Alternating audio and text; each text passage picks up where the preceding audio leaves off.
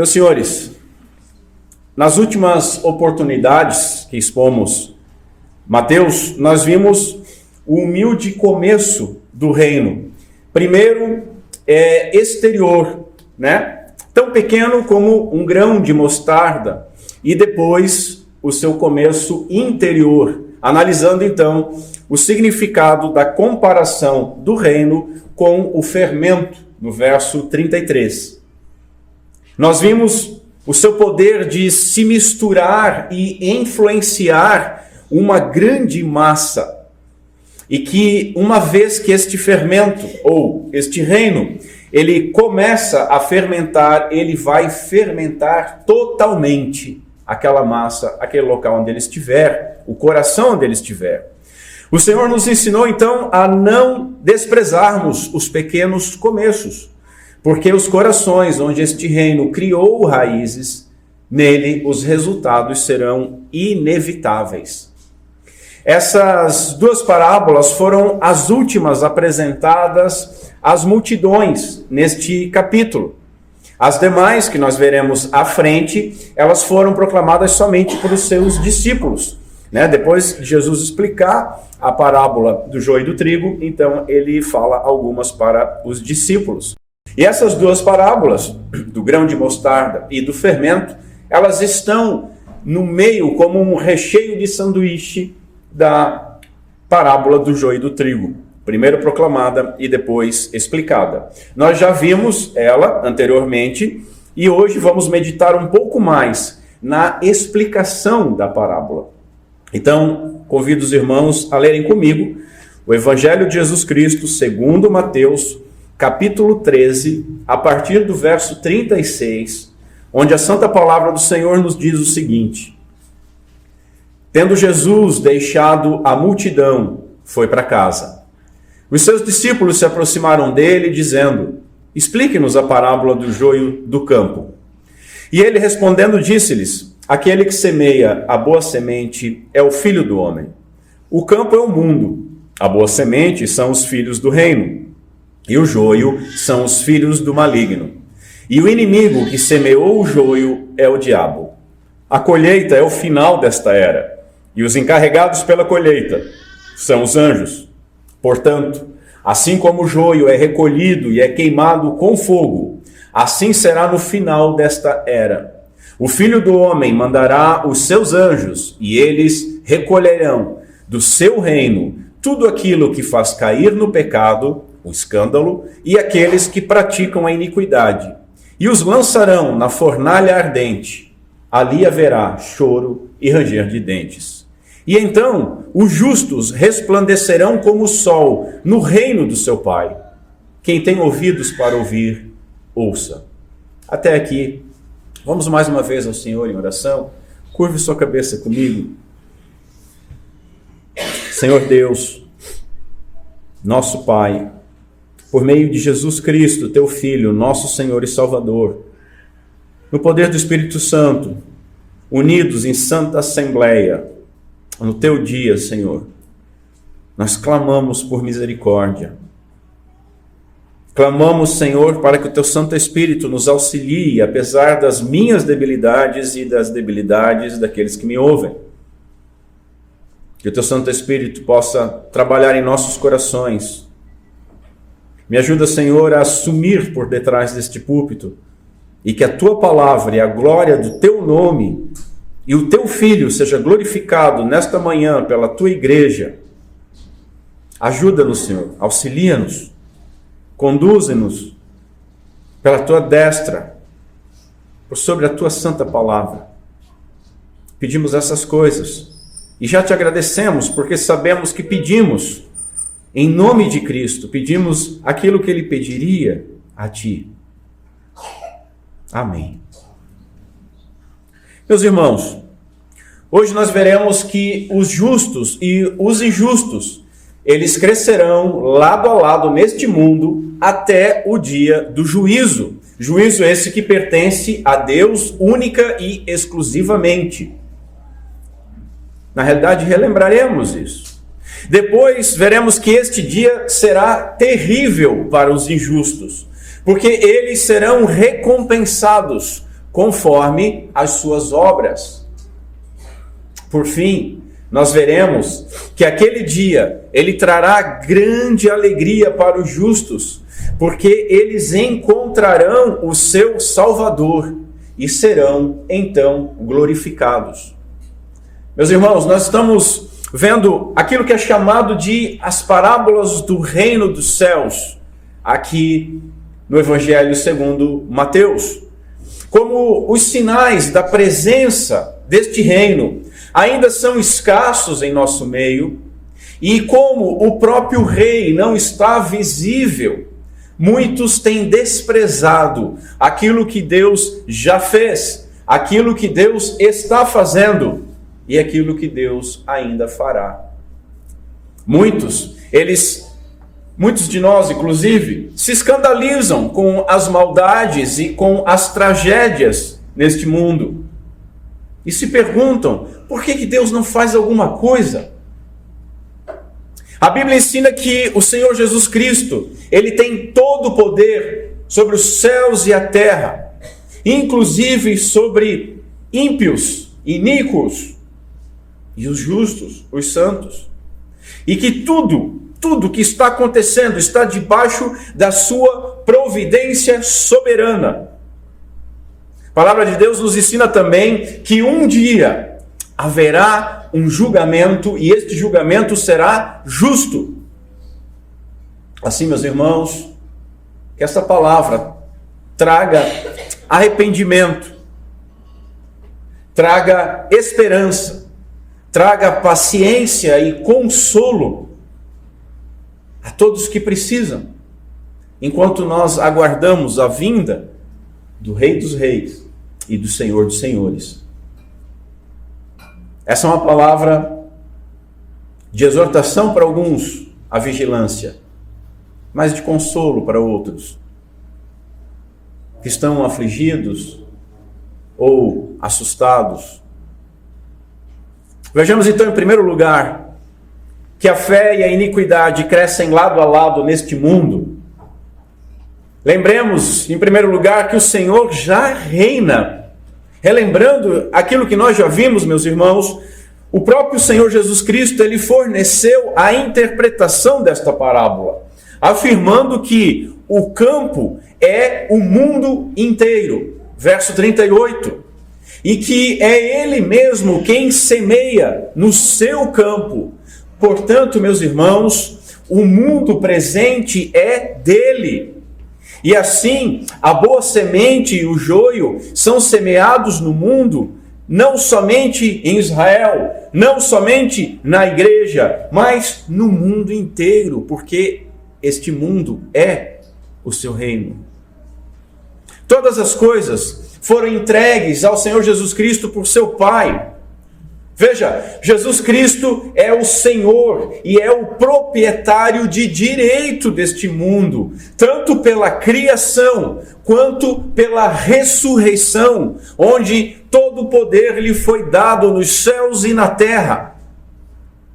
Assim nós aprendemos que o cabeça da igreja, ele não é cabeça somente da igreja, mas ele é cabeça e senhor de toda a criação.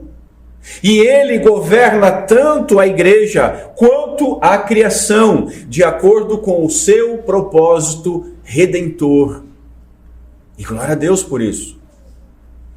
Igreja e reino, meus irmãos, tem sentidos diferentes, principalmente aqui no Evangelho segundo Mateus. O sentido predominante do termo reino, da expressão reino, no Antigo Testamento, é de domínio. E de forma muito semelhante, no Novo Testamento, o reino diz respeito a território. O Redentor, o nosso Redentor, ele não é apenas sacerdote e profeta. Ele é também rei.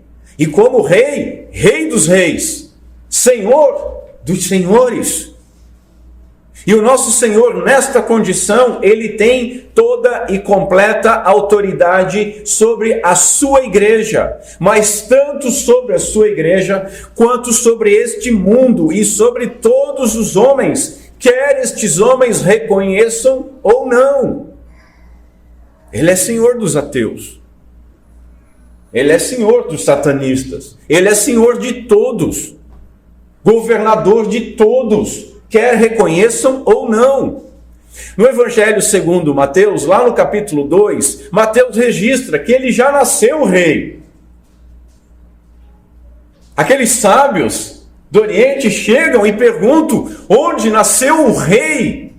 Ele já nasce numa manjedoura como rei. E o seu governo sobre toda a terra, ele está sendo conquistado, território por território, com a proclamação do Evangelho, mas a proclamação de uma vitória que já foi conquistada na cruz do Calvário. Enquanto reino, ele se refere a governo, igreja refere-se ao povo, igreja refere-se a pessoas. Essa é a grande diferença. E Jesus Cristo afirmou que o reino foi inaugurado. Isso quando a igreja cristã, veja, igreja existe desde o Antigo Testamento. Mas a igreja cristã existe a partir do Novo Testamento, a partir do fundamento dos apóstolos. E o Senhor afirmou aqui o que nós estamos vendo, que o reino foi inaugurado quando a igreja cristã ainda não havia sido oficialmente inaugurada. Assim, o que nós concluímos, meus irmãos? Que a igreja, ela faz parte deste reino, mas não é ela somente o reino. Tanto que nós lemos nas Escrituras que a igreja reinará com o Senhor Jesus Cristo. Esta parábola, meus irmãos, ela aponta para algo misterioso, a mistura das coisas no reino até chegar o dia do juízo, a colheita. Assim, não importa quem você seja, não importa aonde você vive, todos os homens desta terra estão vivendo numa propriedade que pertence exclusivamente ao nosso Senhor Jesus Cristo. E se o mundo é o campo, e se o campo é o reino, nós aprendemos, meus irmãos, que o Evangelho deve ser proclamado por todo esse campo. Homens de todas as nacionalidades, de todas as condições sociais, civis, financeiras e morais, todos eles devem ser expostos ao Evangelho. O Evangelho não deve ser exposto somente àquele bonitinho, ou aquele que está prosperando, ou aquele que a gente acha que precisa de libertação de algum vício, mas todos. Aprendemos também, conforme escreveu o puritano Matthew Henry, que qualquer poder e interesse que o diabo tenha no mundo, ele foi usurpado e obtido de modo injusto. Quando Cristo vier tomar posse definitiva, ele virá para aquilo que é seu de direito. O diabo é apenas um usurpador, um parasita. Em segundo lugar, nós podemos perguntar, de onde veio este mal? A pergunta dos servos do dono da plantação é a pergunta de todos os servos do Senhor Jesus Cristo. Porque, assim como aqueles empregados, nós também vemos o mal crescendo. Nós vemos o joio se desenvolvendo. E angustiado perguntamos, de onde vem este mal? E às vezes, com certa ousadia ou irreverência, perguntamos, por que o Senhor não faz alguma coisa? Cadê o Senhor? Às vezes a gente critica os ímpios e ateus, mas nos comportamos iguais. Nos comportamos dizendo, Senhor, se Tu és Deus, por que isso está acontecendo? Se o Todo-Poderoso governa este mundo, de onde vem tanto mal? Por que o joio tem tanto poder? Por que que o joio tem uma vida tão agradável? Por que que o joio parece imune à punição? Por quanto tempo isso vai continuar, Senhor? Por que que as pessoas que estão sendo sufocadas pelo joio, por que que elas sofrem tanto? Por quanto tempo isso vai durar? Por quanto tempo essas pessoas sofrerão? Se o reino já foi inaugurado, Senhor, por que que parece que nós vivemos no pior dos mundos? A explicação está nos versos 29 e 30. Arrancar o joio antes da hora poderia danificar o trigo.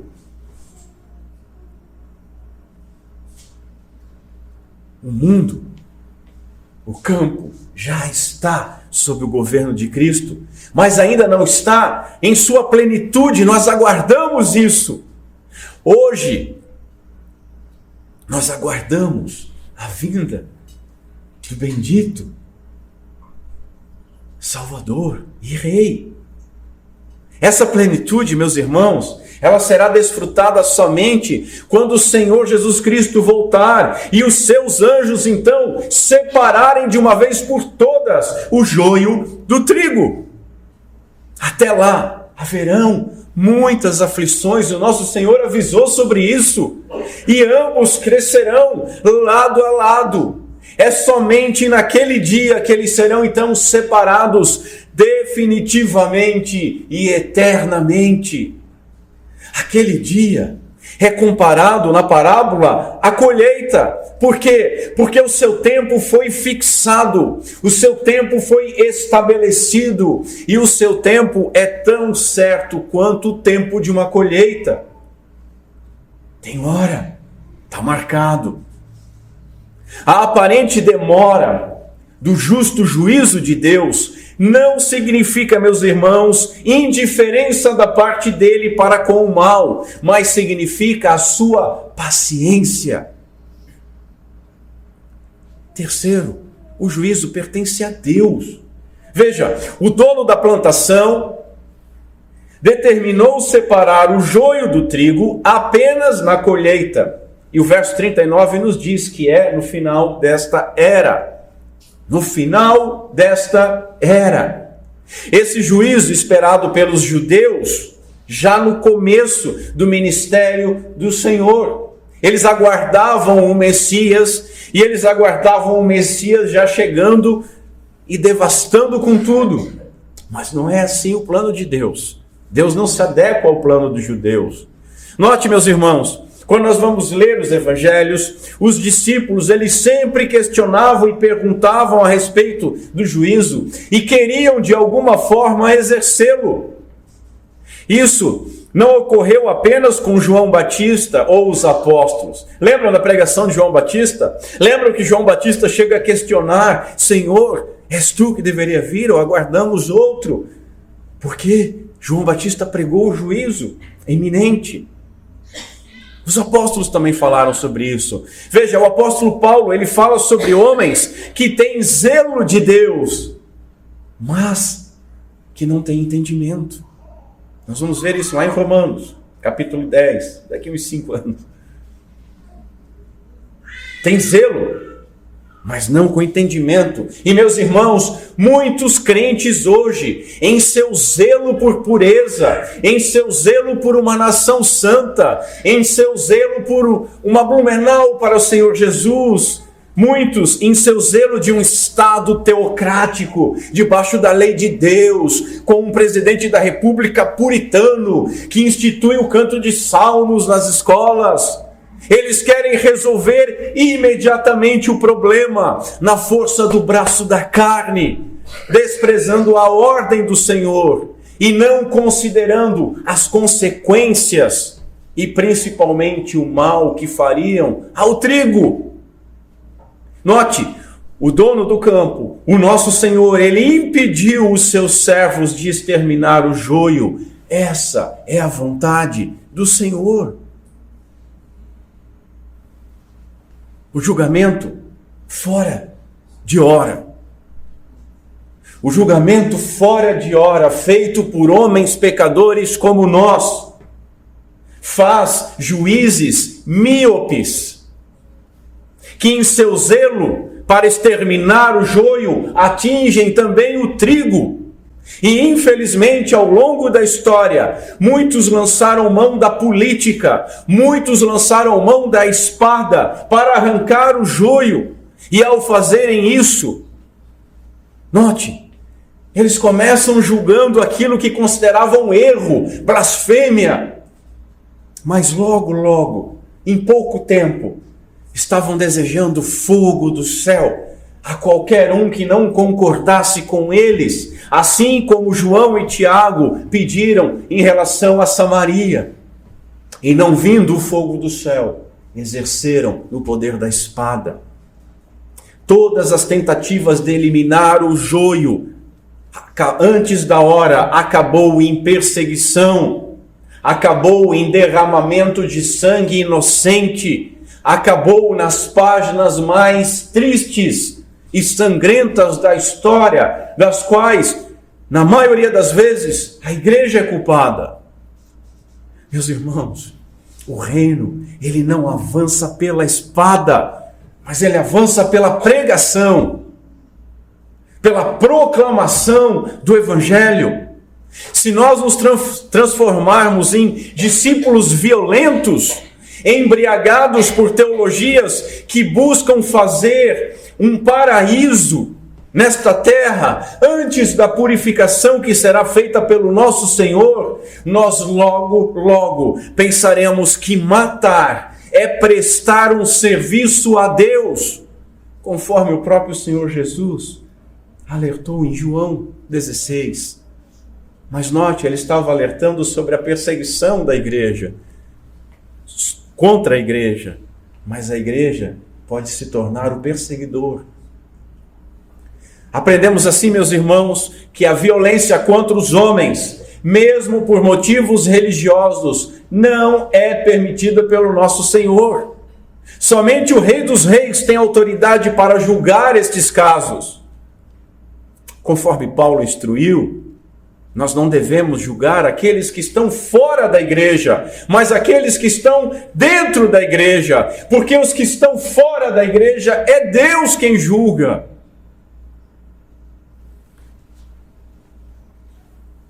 Ele fala isso em 1 Coríntios 5. Essa mensagem, meus irmãos, traz consolo para a gente. Aquilo que nós estamos vendo hoje, que nos aflige, quando nós vemos os noticiários, talvez isso continue por muito tempo. Mas nós sabemos que a colheita vai vir. Nós sabemos que não vai durar para sempre, porque o dia da colheita se aproxima. E naquele dia, o Filho do Homem há de vir na glória do seu Pai, com os seus anjos, e então ele retribuirá a cada um segundo as suas obras. Foi o que nós lemos na liturgia. Aqui eu estou citando Mateus 16, mas é a mesma ênfase de Mateus 24, 25. É a mesma ênfase que nós vamos ver em Romanos na próxima exposição, capítulo 2, do verso 6 ao 10. Aquele dia, o dia da ira, da revelação da ira de Deus, o dia da colheita, será o dia da separação do joio e do trigo. Segundo lugar, e aí uma palavra para os ímpios, para consolo da igreja e para alerta: haverá naquele dia choro e ranger de dentes. Veja, o joio permanece hoje, meus irmãos, porque Deus quer. Faz parte da vontade decretiva de Deus que os filhos do maligno, eles permaneçam. É o que o Senhor diz no verso 30, deixem que ambos cresçam juntos. Enquanto crescem, eles fazem as obras do seu pai. E o seu pai é o maligno que domina sobre eles, que trabalha neles e trabalha por meio deles. Eles não fazem o bem, eles fazem mal à boa semente. seja por suas tentações, sejam por seus escândalos, ou sejam por suas perseguições. Mas note, foi o Senhor, em sua sabedoria, quem ordenou que o bem e o mal estivessem misturados neste mundo. Há um propósito para a sua permanência, talvez para torná-los indesculpáveis, talvez para o nosso aprendizado, ou talvez ainda para a nossa disciplina. Um dia nós entenderemos plenamente o porquê. Hoje é importante nós aprendermos a olhar para o futuro, ansiar pelo dia da colheita, pois o ponto principal desta parábola é a paciência. E veja, não apenas a nossa paciência, mas a paciência do próprio Senhor e Salvador Jesus Cristo. Nós não devemos ter dúvidas, meus irmãos, que o Senhor, Ele não se agrada de ver o seu campo com joio por toda parte. Mas enquanto não chegar o tempo da colheita, Ele não vai destruir o joio, e muito menos nós temos autorização para fazer algo a esse respeito. Ele não vai permitir que nós façamos isso. Até lá, meus irmãos, impera aquilo que nós já estudamos em Romanos capítulo 2, verso 4. Desprezas tu as riquezas da sua bondade, tolerância e longanimidade, ignorando que a bondade de Deus te conduz ao arrependimento. É sobre isso que Jesus termina falando no verso 43. Quem tem ouvidos para ouvir, ouça. E novamente eu chamo a atenção que de alguma maneira o que nós estamos vendo expondo Romanos e Mateus junto parece que está entrelaçado de uma maneira proposital, mas não foi, irmãos. Em segundo lugar, o joio é deixado com o trigo. Note, Jesus afirmou que o joio representa todo o escândalo e aqueles que praticam a iniquidade. Esse termo, escândalo, originalmente significava uma armadilha para capturar animais.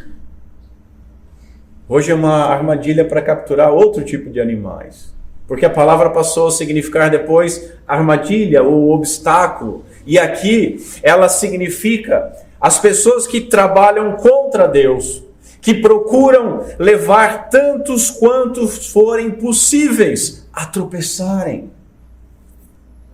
Significa hoje, escândalo, tudo aquilo que faz cair no pecado. Assim nós aprendemos, irmãos, que o joio, ele está ao nosso lado para nós sermos provados. Para sermos provados, para não nos tornarmos displicentes, para sermos zelosos e nos guardarmos. Lembre, quando você olha para o joio, lembre que Canaã era uma terra que manava leite e mel. E lembre que Sodoma e Gomorra, segundo Gênesis 13, era uma terra bem regada, como o jardim de Jeová, como o próprio paraíso. Mas eram habitadas pelo joio, basicamente em sua integralidade. Assim, meus irmãos, nós aprendemos que a prosperidade dos ímpios prova a nossa fé. A prosperidade dos ímpios prova a nossa dependência de Deus. E a prosperidade dos ímpios nos ajuda a desmamar deste mundo, a colocarmos os nossos olhos naquilo que realmente importa. Aqueles que praticam a iniquidade, eles também servem de exemplo e de prova para os fiéis. Note, há apenas duas espécies de sementes neste campo: os filhos do reino e os filhos do maligno. Não há um meio termo, apenas duas. O joio, ele não é deixado então para que se torne trigo, porque joio é joio, e joio jamais se tornará trigo. Mas então por que ele é deixado, pastor? para que o trigo se desenvolva, para que o trigo seja alcançado, para que o trigo cresça, para que o trigo seja provado e seja aprovado. Um dia, aqueles que praticam a iniquidade, eles serão condenados. E note, meus irmãos, que o Senhor não disse aqueles que praticaram a iniquidade, mas aqueles que praticam a iniquidade, aqueles que continuarem pecando. Assim, nós aprendemos a sermos gratos. Porque, meus irmãos, ai de nós, e o que seria de nós se nós fôssemos e tivéssemos sido ceifados quando nós, mesmo sendo joio, ainda praticávamos iniquidade? Paciência do Senhor. Paciência do Senhor. Aprendemos que o joio não pode se tornar trigo, mas, infelizmente, o trigo pode comportar-se como joio por muito tempo. E nós somos a prova disso. Nós somos a prova disso. E, infelizmente, muitas vezes, com anos e anos de caminhada cristã, nós ainda provamos isso e ainda nos comportamos como joio, mesmo sendo trigo. Aprendemos que necessitamos desta mistura, tanto para nos fortalecermos, exercitando a piedade, quanto para que, através da comparação, nós sejamos estimulados a melhorar. O joio deverá crescer, porque ainda ele não está totalmente maduro para a ruína. Lembram que Deus foi benevolente com Canaã, concedendo bastante tempo àquelas nações. Segundo a profecia e o cumprimento, cerca de 430 anos, até que então se encheu completamente a medida da sua iniquidade. E então, e somente então, foram destruídos. Aprendemos assim, irmãos, que Cristo não tolerará o joio para sempre. E que assim como o joio é recolhido para ser queimado com fogo, assim será no final desta era, conforme lemos no versículo 40. Terceiro, o joio será recolhido e queimado. Irmãos, aquele dia haverá uma grande colheita. O bem e o mal serão separados. A verdade, a retidão e a justiça serão reveladas. Aquele dia o Filho do Homem mandará os seus anjos e eles recolherão do seu reino tudo aquilo que faz cair no pecado e todos aqueles que praticam a iniquidade, e os lançarão em fornalha ardente, e ali haverá choro e ranger de dentes. Versos 41 e 42. Isso não é nenhuma novidade, irmãos. Sofonias profetizou há muito tempo que aquele dia será um dia de indignação, dia de tribulação e de angústia, dia de alvoroço e de assolação, dia de trevas e de escuridão, dia de nuvens e de imensas trevas. Ai dos ímpios naquele dia. Ai dos falsos crentes naquele dia. João Batista, ele anunciou o julgamento com uma figura de fogo. Lembram? Mateus capítulo 3. E recolherá no celeiro o seu trigo, e queimará a palha com fogo, que nunca, jamais se apagará. Irmãos, os ímpios serão o combustível para o fogo eterno. A fornalha ardente, que nós lemos constantemente nas Escrituras, é uma metáfora. Veja, o inferno não é uma fornalha fechadinha, bonitinha, onde vai ser jogado os ímpios. Isso é uma figura para nós entendermos. E o que ela aponta? Ela revela a intensidade da ira de Deus, da ira que é desprezada pelos ímpios, da ira que muitas vezes é desprezada pelos próprios cristãos. Em Apocalipse capítulo 6, nós lemos um registro profético dos ímpios, quando entenderem o que vai acontecer, e eles dizendo aos montes e aos rochedos: caí sobre nós e escondei-nos do rosto daquele que está sentado sobre o trono e escondei-nos da ira do Cordeiro, daquele que hoje é amor, daquele que hoje é bondade, daquele que hoje é advogado, mas naquele dia será um terrível juiz, santo. Escondei-nos. A fornalha é mencionada muitas vezes nos textos apocalípticos, e só em Mateus ela ocorre 5 vezes. Nós lemos sobre ela também em Malaquias, onde está registrado o seguinte: pois eis que vem o dia, e arde como fornalha, todos os soberbos e todos os que cometem perversidade serão como restolho. Capítulo 4 de Malaquias. Veja, meus irmãos, a condenação eterna é terrível, justamente porque é eterna. Eles arderão eternamente. Muitos hoje rejeitam esta doutrina, mesmo dentro da igreja. Muitos afirmam que um Deus bom, bondoso, jamais iria deixar o ímpio em eterna aflição.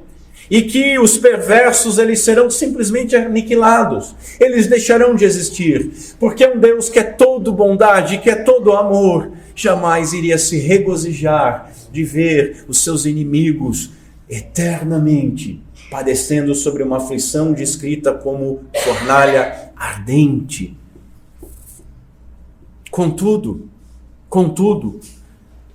nós lemos em Mateus 25, e irão estes para o tormento eterno.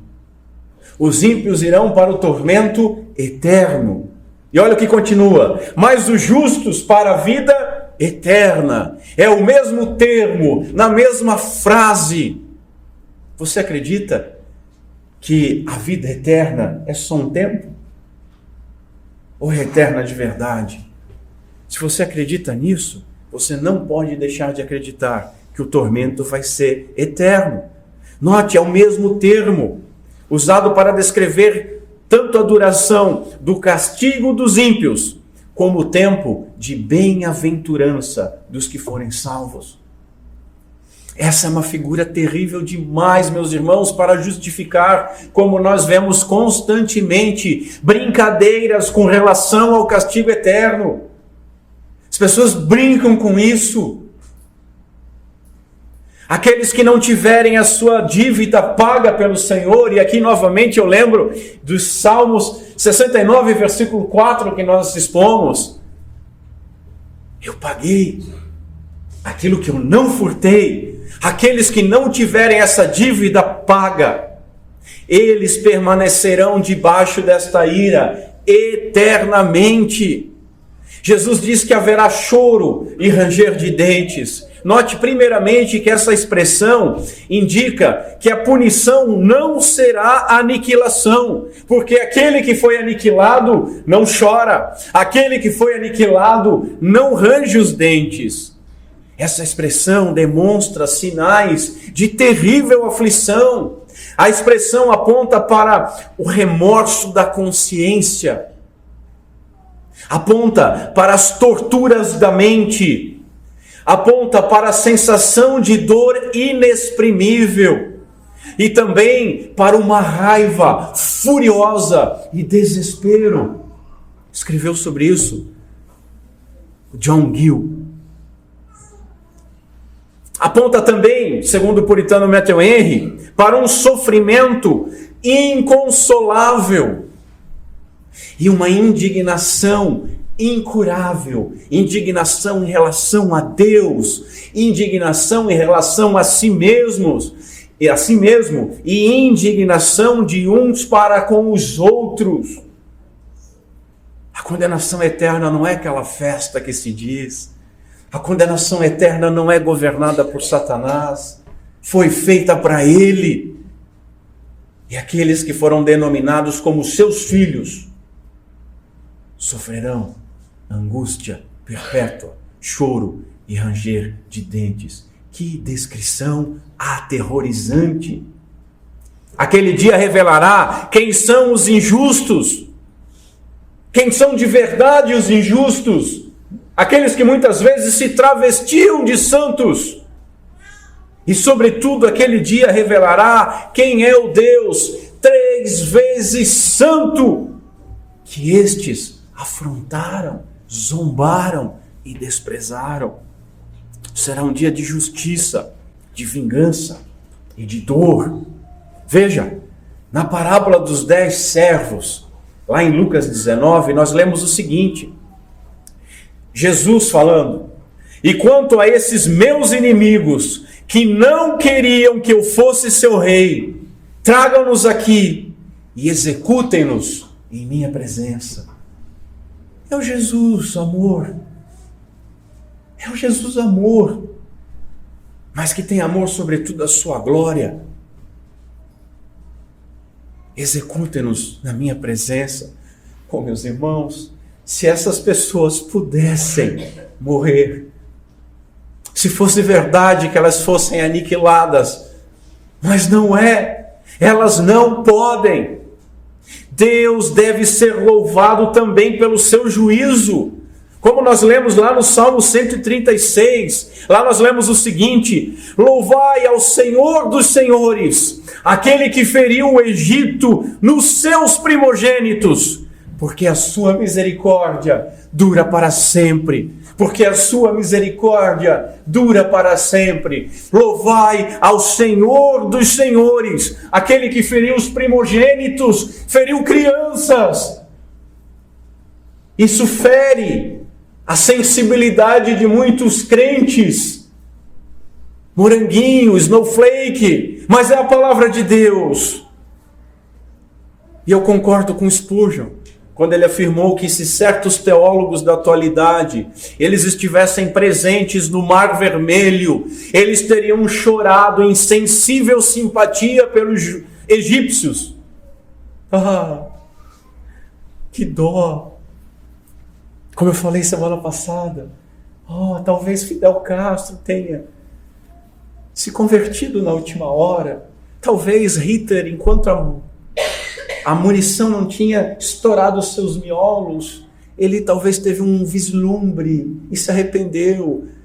O crente não pode comemorar esse tipo de coisa, ele não pode dizer que Deus é justo. Continua Spurgeon dizendo: mas em vez disso, Miriam pegou um tamborim e disse: cantai ao Senhor, porque Ele triunfou gloriosamente. Meus irmãos, os destinos dos homens pecadores são de pouca importância comparados com a glória de Deus. Palavras do Spurgeon, não minhas, mas que eu concordo plenamente. E ouso dizer que se nós não temos esse amor e essa reverência pela glória de Deus, travestida de sensibilidade e simpatia pelos ímpios, nós temos que repensar o nosso evangelho, temos que repensar a nossa profissão de fé. E eu não estou dizendo aqui que você deve ser mau, porque toda a parábola diz que o joio não deve ser arrancado antes da hora, e que o evangelho deve ser pregado para eles. Mas a glória de Deus é mais importante que todas as coisas. Naquele dia o Senhor julgará justamente, e tudo será para a sua glória, para a glória do seu bendito, santíssimo e terrível nome. Portanto, você que tem vivido em escândalos e iniquidades, estremeça diante dessas palavras. Você que tem tentado enganar a sua igreja, o seu pastor, a sua família, tem tentado enganar a você mesmo, estremeça diante destas palavras.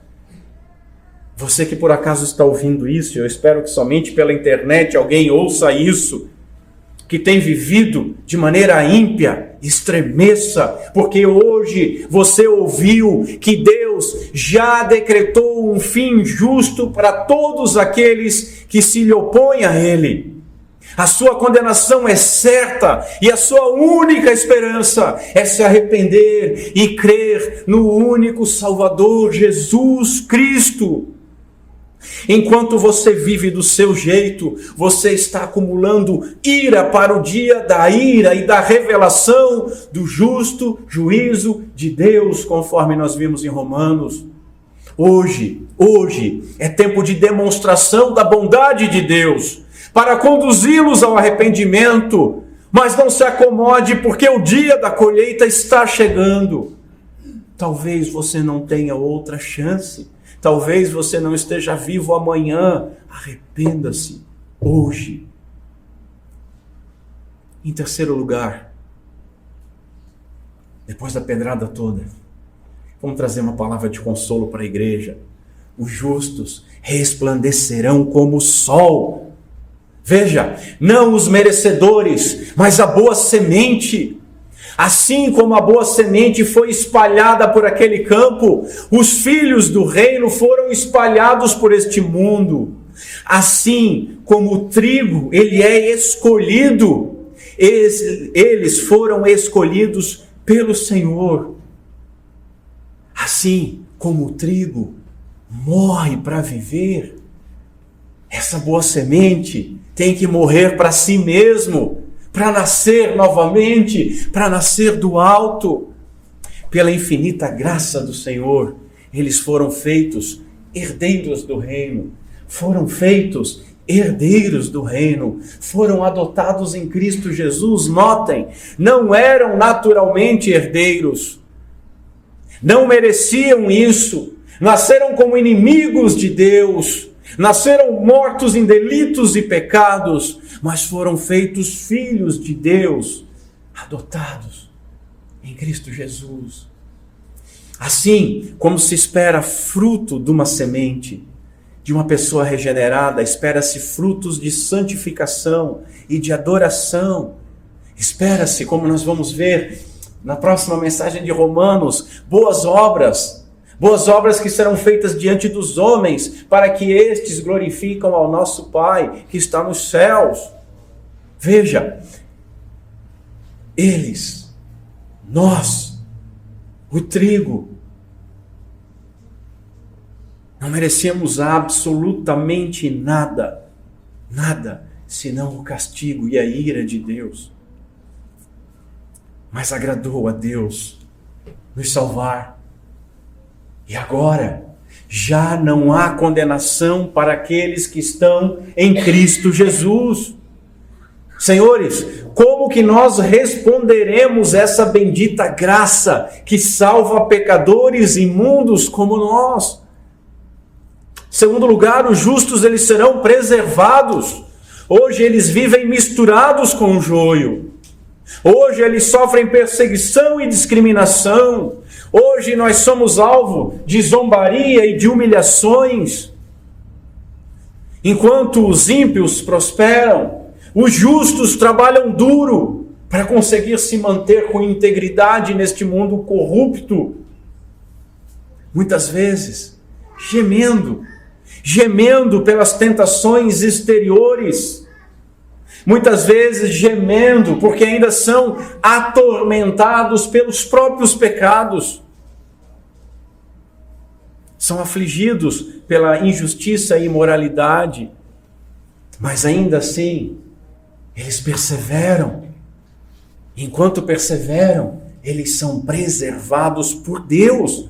São preservados pelo dono do campo, são preservados pelo nosso Senhor e Salvador Jesus Cristo, e de suas mãos, meus irmãos, joio nenhum, filho do maligno nenhum, nem o próprio maligno, nem nós mesmos conseguimos sair. Mas chegará o dia da colheita, senhores, chegará o dia da colheita, assim como o celeiro é o destino do trigo, novos céus e nova terra será o destino dos filhos do reino. O local de descanso eterno, local de glória eterna, local onde habita a justiça, onde não haverá mais choro nem morte, onde os injustos jamais entrarão e onde os justos, nós, jamais cometerão pecado. Que dia glorioso! Que inauguração maravilhosa desta plenitude! Você não ser mais atormentado pela sua consciência, porque virou as costas para o bendito e amoroso Salvador, por causa de um prato de lentilhas. Que dia glorioso! Aquele dia, todo o trigo que está espalhado por essa imensa terra, por esse imenso campo, será unido pelos santos anjos e serão eles glorificados pelo próprio Senhor. Naquele dia eles serão vingados e serão separados para sempre dos escândalos e daqueles que praticam a iniquidade. Eles, notem, não serão recompensados pela própria obediência. Eles não serão recompensados pelo próprio mérito, mas eles serão recompensados pela perfeita obediência e perfeito mérito do nosso Senhor Jesus Cristo. Que doce graça! Que doce graça! Semana que vem, não, na próxima vez quando eu expor Romanos, eu vou falar algo mais ou menos assim. Os ímpios, eles serão recompensados pelas suas obras e por conta das suas obras.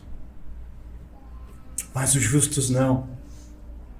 Eles não são recompensados pelos méritos das suas boas obras, porque não há mérito. Mas por conta destas obras que agradou ao Senhor fazer neste mundo, por meio deles. Não há mérito. Nossa, irmãos. Vocês são muito boçais, vocês se acham santos. Não, nós somos pecadores, mas somos penitentes. Reconhecemos isso e andamos em direção à luz. Que doce graça, que recompensa aquilo que o Senhor fez em nós, porque aquilo que o Senhor fez em nós e por nós é perfeito, porque Ele não aceita as nossas obras medíocres, mas elas são aceitas por meio do único mediador entre Deus e os homens, Jesus Cristo, o homem. Terceiro lugar, os justos resplandecerão como o sol, verso 43. Depois de terem sido prejudicados pelo joio, eles serão separados dessa desagradável companhia e trocarão então toda a amargura pela glória. Pela glória. Que extraordinária consolação, exclamou Calvino. Que extraordinária consolação. E ele continua: os filhos de Deus que ora jazem cobertos de pó, ou são tidos em nenhum valor, ou vivem até mesmo arcados pelo peso das vergonhas, então eles resplandecerão em pleno brilho, como quando o céu está sereno e toda a nuvem já foi dispersa. Que dia glorioso, que glória maravilhosa! Os justos resplandecerão. Entre tantas aflições e necessidades, meus irmãos, que nós vivemos dia a dia, é um conforto nós ouvirmos isso. A igreja reinará com o Senhor Jesus Cristo. Ela resplandecerá como o sol, brilhando ao lado daquele que ilumina todas as coisas. É o que diz Apocalipse. Seremos glorificados em Cristo. Brilharemos, mas brilharemos em reflexo, como a lua brilha hoje, refletindo a luz do sol. E aquele dia não haverá mais sol, mas nós refletiremos a luz do sol da justiça e refletiremos de tal maneira que somos comparados com o sol. Nós refletiremos a fonte de luz e é tudo graça. Graça sobre graça. Os recipientes da graça aqui serão recipientes da glória em novos céus e nova terra. Irmãos, Paulo, ele nos consolou afirmando que quanto maior o peso de aflição, maior o peso de glória. Contudo, note o seguinte: não é a aflição que nos dará aquela eterna bem-aventurança, mas a graça de Deus. A graça de Deus. Nós seremos aquele dia coroados apenas para termos uma coroa, para tirar e lançar aos pés do Senhor. Nossas melhores obras, elas foram feitas no poder do Espírito Santo de Deus, ou seja, a nossa recompensa será pela bondade que Deus nos concedeu, não por nosso merecimento. Embora tenhamos sido provados por aflições, perseguições, embora tenhamos sido desprezados, experimentado a pobreza, a doença, naquele glorioso dia, tudo isso acabará. E toda honra, toda glória, toda bem-aventurança que nós experimentaremos eternamente será porque o nosso galardoador a conquistou por nós e conquistou para nós e derramará sobre nós. Bendito Cristo. E fará isso, sabe por quê, irmãos? Para a glória dele. Para a glória dele. Porque aquele dia, de uma vez por todas, nenhum filho de Deus buscará a sua própria glória, mas se regozijará na glória dele. Há um dia determinado para o juízo, assim como há um dia determinado para a glorificação. Há um dia marcado para termos olhos suficientemente adequados para olharmos para o nosso Senhor Jesus Cristo. Hoje, irmãos, nós somos eclipsados pelos nossos pecados, pela nossa pequenez, pela nossa pobreza, pelas nossas limitações da nossa carne mortal, pelas nossas enfermidades e fraquezas. Mas um dia brilharemos, e brilharemos publicamente perante todo o mundo, e os nossos corpos, eles serão semelhantes ao corpo glorioso de Cristo. Naquele dia, não haverá necessidade do sol, e se houvesse, nós ofuscaríamos o próprio sol. O nosso Senhor aqui, ele cita o profeta Daniel, que escreveu: os que forem sábios, pois, resplandecerão como o fulgor do firmamento, e os que a muitos ensinam a justiça, como as estrelas, sempre e eternamente. Se aqui hoje, conforme Paulo escreveu, todos nós refletimos como um espelho a glória do Senhor, sendo transformados de glória em glória nessa imagem, Paulo escreve isso em 2 Coríntios, imagine, meus irmãos, a glória que nem mesmo pode ser descrita na plenitude do reino. O Senhor afirmou que hoje nós somos luz do mundo, mas hoje nós brilhamos como vagalumes em meio a trevas. Agora imagine como será quando as trevas forem removidas, e removidas inclusive de nós mesmos. Naquele dia seremos revestidos de incorruptibilidade, brilharemos como o sol, resplandecendo a perfeita santidade de Cristo, que nos foi imputada, desfrutando então de imortalidade. Veja, nós lemos em Provérbios 4, que a vereda dos justos é como a luz da aurora, que vai brilhando mais e mais até ser dia perfeito. Aquele dia será dia perfeito. Naquele dia, nós seremos como o próprio Senhor Jesus Cristo. Veja o que Paulo diz em Romanos 8. Porquanto aos que de antemão conheceu, também os predestinou para serem como? Conformes à imagem do seu Filho. Que dia glorioso!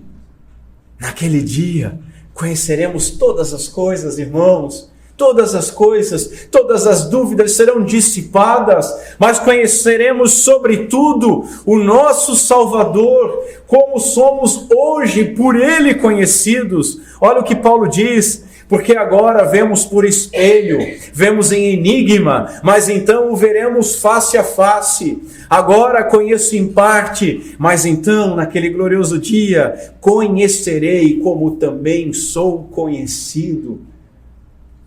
Dia glorioso, irmãos. Está em 1 Coríntios.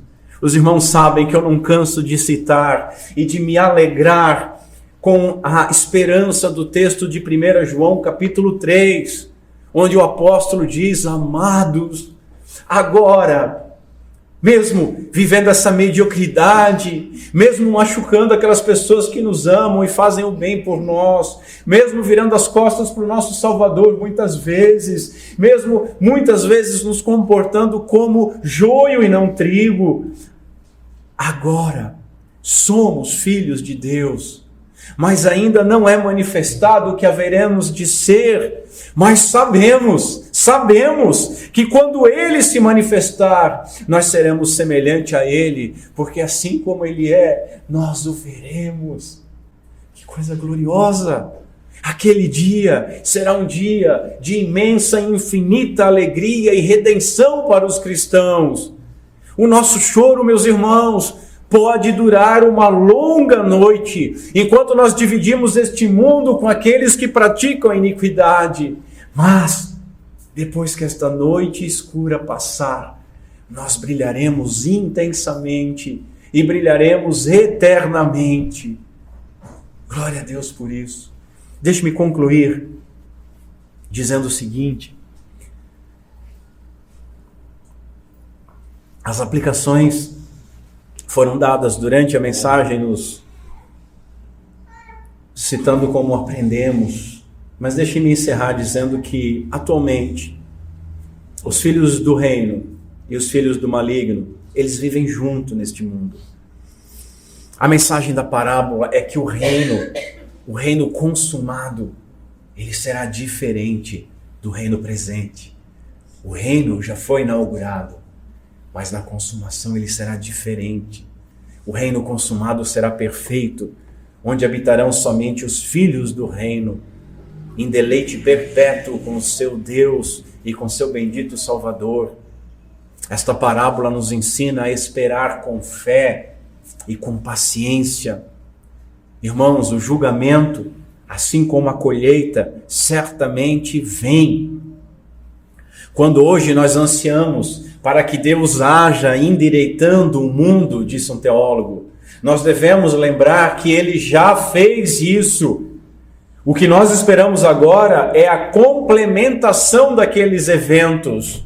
Portanto, esperemos com paciência, porque aquele que começou vai terminar. Na segunda vinda de Cristo, os anjos, não homens pecadores, mas os anjos farão a separação definitiva entre justos e injustos. Que dia será aquele? Para os ímpios, um dia de tristeza, onde eles receberão o merecido castigo eterno. Hoje eles podem rir, hoje podem oprimir, podem se esbaldar em prazer e em pecado, mas não será para sempre assim. Por fim eles rangerão os dentes eternamente numa fornalha ardente, onde sofrerão angústia, como somente o fogo, a imagem do fogo pode produzir. Mas, para o crente, aquele dia será dia de eterno regozijo, dia de glória imerecida. Ele será livre da própria impureza e revestido de glória, não podendo mais pecar. Ele verá o seu Senhor e o seu Salvador glorificado, sendo por Ele glorificado. Veja, em Apocalipse, nós lemos sobre a igreja triunfante, louvando a Deus pela chegada daquele dia. E a igreja está dizendo o seguinte: graça te damos, Senhor Deus Todo-Poderoso, que és e que eras, porque assumiste o teu grande poder e passaste a reinar. Na verdade, as nações se enfureceram, chegou, porém, a tua ira e o tempo determinado para serem julgados os mortos, para se dar o galardão aos teus servos, os profetas, aos santos e aos que temem o teu nome, tanto os pequenos como os grandes, e para destruíres os que destroem a terra. Capítulo 11. Mais à frente, em Apocalipse, lemos: e ali, nos novos céus e nova terra, nunca mais haverá maldição contra alguém, e nela estará o trono de Deus e do Cordeiro, e os seus servos o servirão, e verão o seu rosto, e nas suas testas estará o nome do Senhor, e ali não haverá mais noite, e não necessitarão de lâmpada, nem luz do sol, porque o Senhor os ilumina, e reinarão para todo o sempre. Glória a Deus. Enquanto muitos perguntam, por que Deus não faz alguma coisa? Nós, em fidelidade, devemos crer e afirmar, Ele já fez. Ele já enviou o seu Filho, que já inaugurou o seu governo. Ele, pela sua ressurreição, já foi proclamado Rei dos Reis, Senhor dos Senhores, e os rebeldes que ainda povoam esse reino, em breve serão por Ele esmagados.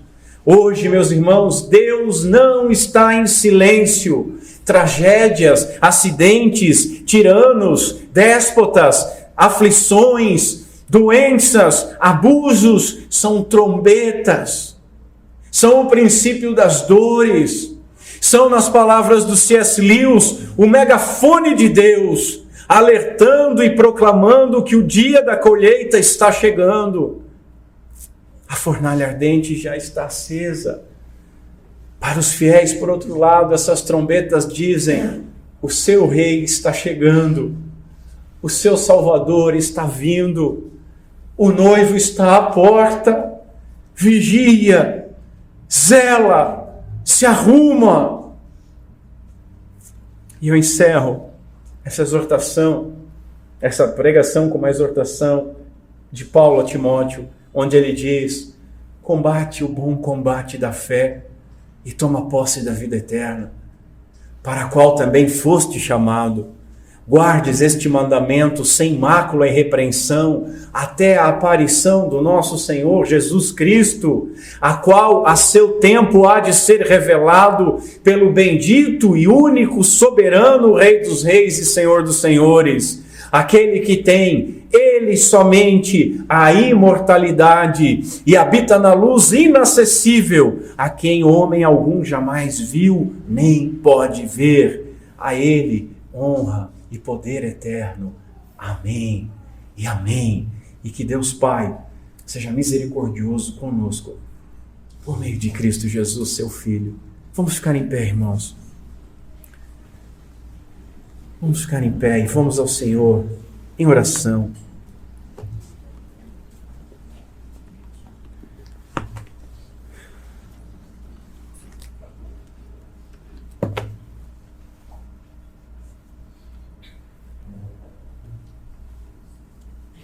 Curva a sua cabeça comigo. Senhor Deus, nosso Pai, obrigado por mais um dia do Senhor, que Tu reuniu a cada um de nós numa santa assembleia para ouvir a Tua santa palavra. Obrigado pela Tua palavra, obrigado pela Tua revelação, que nos constrange, que nos mói, que revela as nossas fraquezas, mas que nos consola, nos conforta, nos cura por meio do poder do Teu Santo Espírito. Senhor, que essa palavra possa trazer arrependimento àqueles que necessitam. Creio que toda a igreja precisa se arrepender em alguma medida, mas para aqueles que estão vivendo contrários à Tua palavra, Senhor, traz arrependimento. Apesar que alguns serão endurecidos. Mas, Senhor, aqueles que estão feridos, machucados, cansados, aqueles que estão assustados, espantados com as coisas, duvidosos, que estão arcados pelas privações, provações e aflições, aqueles que estão com um nível de esperança na reserva, que estão tão atribulados e foram tão enganados que não conseguem mais olhar para o alto, mas estão olhando somente para baixo, para si mesmo. Traz, Senhor, um renovo, traz regozijo, alegria, traz esperança. Esperança que nos faça perseverar, confiando que Tu nos preserva. E guia-nos, Senhor, por este caminho eterno. Guia-nos com ousadia em proclamarmos o Teu santo Evangelho e a vivermos de maneira digna, enquanto aguardamos a colheita, enquanto aguardamos a vinda do dono do campo, para então experimentarmos a plenitude do reino preparado para nós. Concede-nos, Senhor, por misericórdia, estas coisas. Nós pedimos, clamamos, no nome de Jesus Cristo, Teu Filho e nosso Senhor e nosso Salvador. Amém.